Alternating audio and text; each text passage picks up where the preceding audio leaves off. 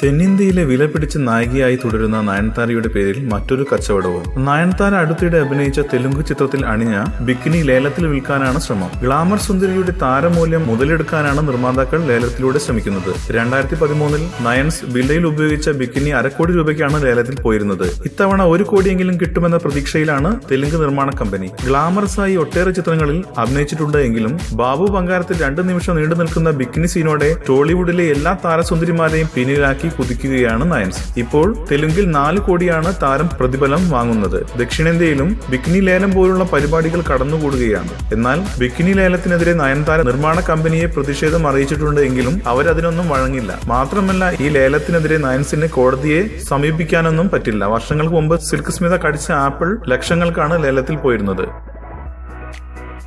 കൂടുതൽ സിനിമാ വാർത്തകൾക്കും വിശേഷങ്ങൾക്കും ഇപ്പോൾ തന്നെ സബ്സ്ക്രൈബ് ചെയ്യൂ മലയാളം ക്രിയേഷൻസ്.